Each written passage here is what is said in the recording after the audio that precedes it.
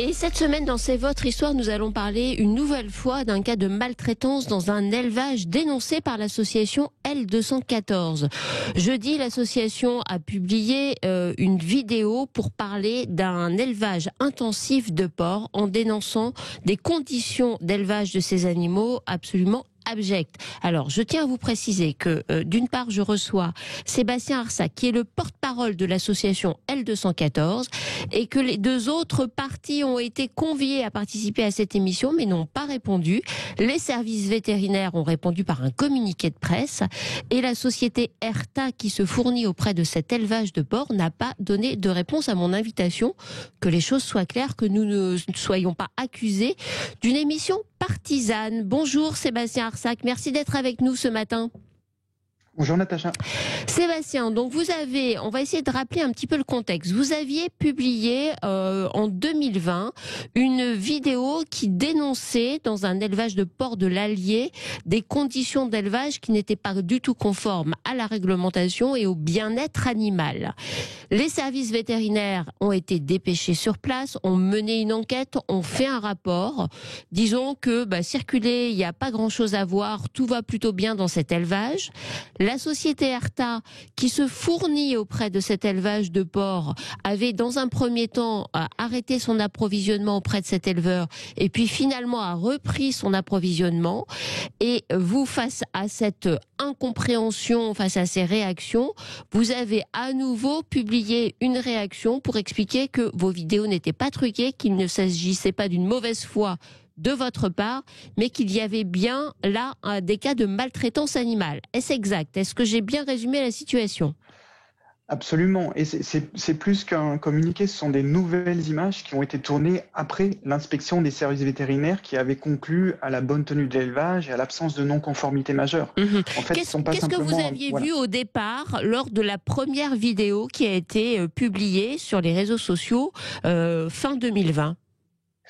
Alors, c'est un élevage qui est censé être... Enfin, c'est un élevage préférence Erta qui a été mis en avant par la marque. Élevage préférence Erta, ça veut dire que c'est un élevage qui est censé être un élevage qualitatif. C'est ça? C'est ça, au-dessus des autres. C'est ça, plus qualitatif que les autres, c'est ce que Erta fait de mieux, en fait. Ouais. Et sur ces images, on avait en fait un élevage tout à fait standard, un élevage intensif, même de grande taille, puisque les élevages moyens comportent aujourd'hui à peu près 300 truies reproductrices. Là, on était plutôt autour de 600. Et donc, c'est un élevage où les cochons ne vont jamais à l'extérieur, sont élevés sur un sol en béton. Et les truies qui sont dans cet élevage mettent au monde, à la chaîne, des porcelets. Et au moment où elles sont dans les cages de maternité ou où elles sont gestantes, une grande partie de leur vie, elles sont dans des logements individuels, dans des cages, dans lesquelles elles ne peuvent pas faire un pas en avant, un pas en arrière. Donc ça, c'est vraiment le mode d'élevage intensif de ce. Oui, elles sont bloquées, pour que nos auditeurs comprennent bien, elles sont bloquées par des barreaux, en fait, autour de leur corps. Absolument. Absolument, c'est ça. Et dans cet élevage, alors non seulement on était effectivement dans un élevage classique intensif, mais en plus on avait beaucoup de violations de la réglementation, par exemple des porcelets qui se coincent les pattes dans le sol de l'élevage et qui du coup, s'ils sont pas aidés, vont mourir à cet endroit-là. On a des animaux qui étaient blessés, qui n'étaient pas soignés, et aussi des cases dans lesquelles les cochons n'ont pas d'espace propre pour se coucher, donc vont être en permanence en contact avec leur déjection, et on voit des cochons qui ont les yeux rougis ou qui vont avoir des maladies pulmonaires qui se développent. L'utilisation aussi. À cela, il faut rajouter aussi les queues coupées des porcelets. Exactement, des mutilations qui sont systématiques et qui sont pourtant interdites par la réglementation quand elles sont pratiquées de façon routinière. Alors, comment est-ce que vous pouvez nous garantir que les images que vous avez diffusées sont la réalité de ce qui se passe dans cet élevage? Parce que c'est la question que posent vos détracteurs, bien sûr, en disant L214 pointe toujours du doigt des choses et grossissent le trait. Bien sûr, et c'est tout à fait légitime.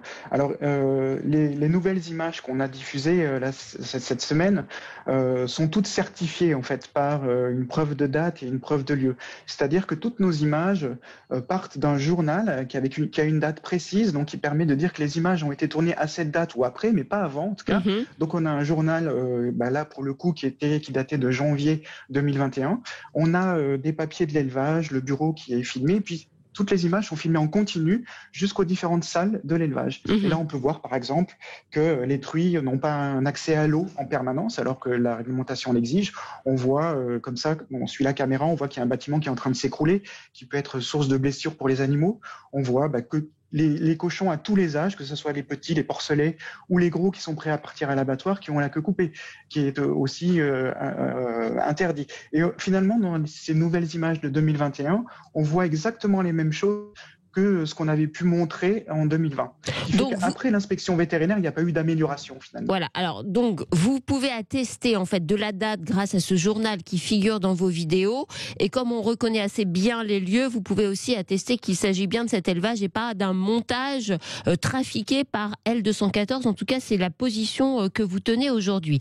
Comment expliquez-vous, Sébastien Arsac, qu'après la première diffusion des vidéos, les services vétérinaires se sont donc rendus sur place, ont fait une enquête, et eux, ils ont dit, circulez, il n'y a rien à voir, tout va très bien dans cet élevage. Comment est-ce possible ?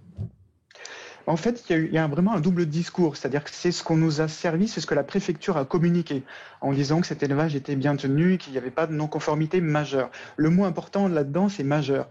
Parce qu'en fait, là, avec ces nouvelles images, et rien d'autre, rien d'autre n'avait été communiqué. Avec ces images, ces nouvelles images, les services vétérinaires ont été obligés d'adopter un autre discours et de dire non, finalement, il y avait des non-conformités moyennes, et puis on a mis en demeure l'élevage de changer certaines choses dans l'élevage.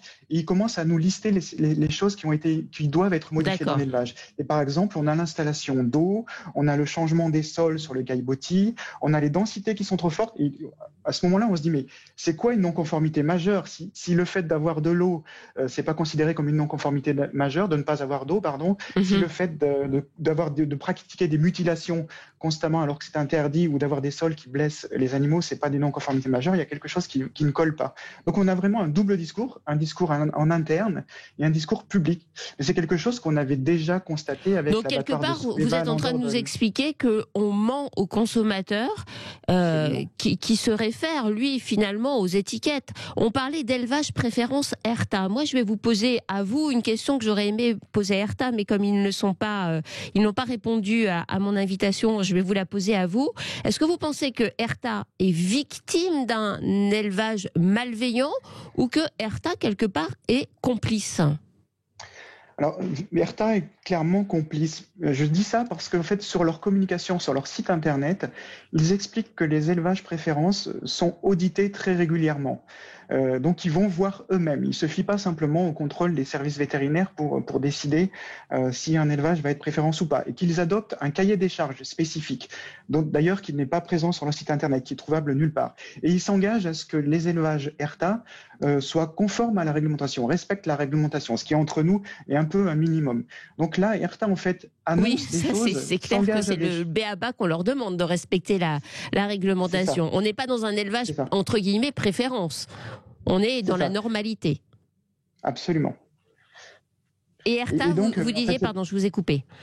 Oui, cette communication, elle est tout à fait fallacieuse. C'est-à-dire que soit ERTA a les moyens de contrôler ce qui se passe dans ces élevages et peut communiquer en disant « on vous assure que ces élevages-là respectent la réglementation », soit c'est pas le cas. Et alors, à ce moment-là, il faut pas l'écrire sur les sites internet, sur leur site internet, parce que c'est un élevage qui était très particulier, qui était mis en avant par la filière ERTA. Non seulement c'est un élevage préférence ERTA, mais il était mis en avant sur la chaîne YouTube, qui a été retirée depuis d'ailleurs.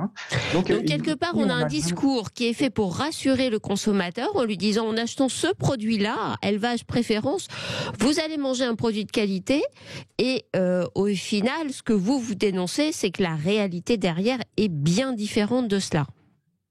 Il y a une vraie tromperie entre effectivement le discours et la réalité de cet élevage, parce que les produits qui sont issus de ces élevages-là sont vendus plus cher en magasin. Donc j'imagine bien que des consommateurs qui sont soucieux en fait de consommer des produits animaux qui sont respectueux des animaux et au moins de la réglementation, vont effectivement être tentés de payer un peu plus cher des produits dans les supermarchés, et au bout du compte ils sont vraiment trompés. Et c'est pour ça d'ailleurs que nous on a déposé plainte pour tromperie. Alors voilà, c'était la question que j'allais vous poser. C'est quoi la suite de cette affaire de votre côté, du côté L214 ? Alors bien sûr, on a porté plainte pour mauvais traitement et pour tromperie envers Herta, mais ce qui nous paraît le plus important aujourd'hui, c'est de se tourner vers l'avenir, c'est de demander à ce que Herta adopte, prenne des engagements très concrets et élimine en fait les pires pratiques d'élevage. Ce qui peut être pour les élevages de cochons, par exemple, d'arrêter de mutiler les animaux, d'arrêter l'élevage des animaux sur un sol en béton, de leur offrir de la litière. Et ça existe déjà dans d'autres élevages. Et les cages pour les truies, ces stalles dans lesquelles elles ne peuvent pas faire plus qu'un pas en avant en arrière, où elles ne peuvent pas se retourner, il faut aussi que Herta s'engage à éliminer ce genre de cage. Et on avait fait une précédente enquête où on avait montré des images ENAF, et ENAF s'est engagé justement à faire évoluer ces pratiques d'élevage. Et ce serait bien Très que bien. suivre ce bon modèle et de ENAF, par exemple. Eh bien, on suivra cette affaire de près. Merci à vous, Sébastien Arsac, d'être venu vous exprimer ce matin dans Vos Animaux sur Sud Radio. C'est la fin de cette émission. Dans quelques instants, on va parler voiture sur notre antenne.